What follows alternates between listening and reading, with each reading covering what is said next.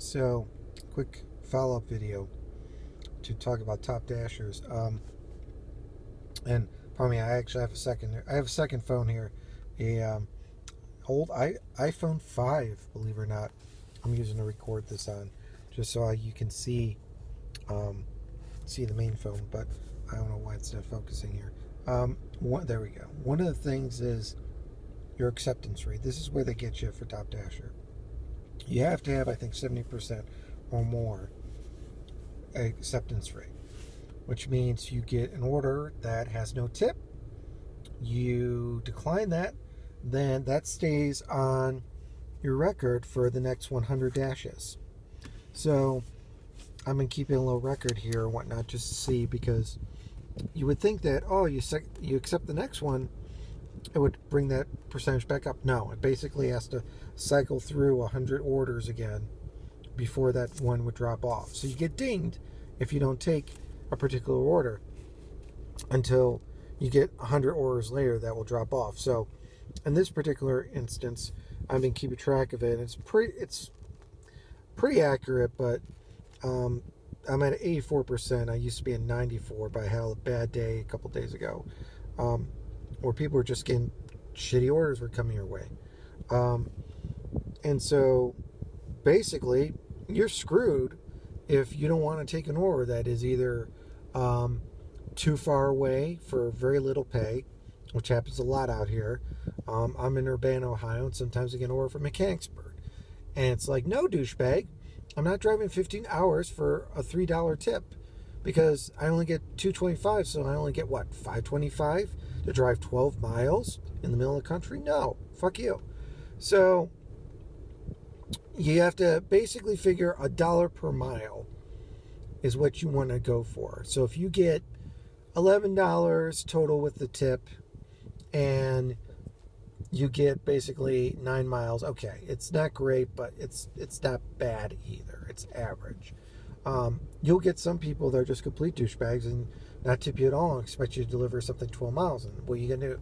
You're going to put that mile and wear and tear in your car? No, you're going to decline that. But then you don't get that to fall off till the next one. And then, of course, you'll get just people who are close by, too, that also don't want to tip, give you $2.25. A lot of, dare I say, millennials who live in apartments and don't have much money. They're usually the crappy apartments in this part of town. And they don't want to tip. They don't think they should tip yet.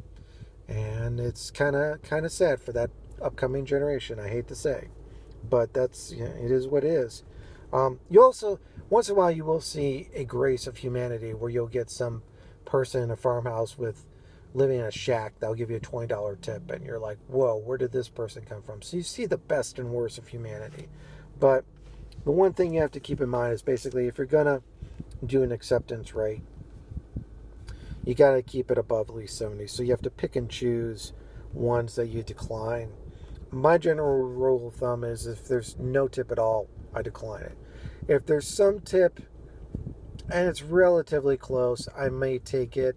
If it's more than 7 miles or 8 miles and it's not $1 per mile, I'll usually decline that. But some days even that I'll just have to take it, because I'll need the money and I don't want my acceptance rate to go down. Now, an interesting fact I've also found is that you can accept something and then choose not to complete it, but your completion rate has to be 90%. So you can only lose about 9 of those before you can't be top dasher. So it's a little bit of a game here that you have to play with DoorDash if you want to keep using their system. And some days you'll have really, really good orders. Like, I think when I'm at 90% acceptance rate, I think the system throws me really good orders. If I drop below 89, like right now, I've been waiting at least 15 minutes, but it is Friday. It hasn't really started yet for the dinner time. It's just 5 o'clock. It hasn't really started yet. But I notice if it's below 90, I get average orders. So you have to sort of grunt through a lot of crappy orders to get your acceptance rate up to 90% in order to get the really good orders. So a little tip on that. I've been keeping along just to keep track of things. It is pretty accurate from what I can tell. What I don't know is if DoorDash considers if you get 2 orders at a time, is that 1 order or 2 orders? I'm assuming it's 2 orders. If I hear 2 ding dings, I'm assuming that's another order, even though it's adding on to my existing order. And I'll get into that in another video, the different types of orders I seem to get and how sometimes they're stacked, sometimes they're just the next part. And then there's bugs in the app that you'll see too, but I'll get into that in another video here shortly.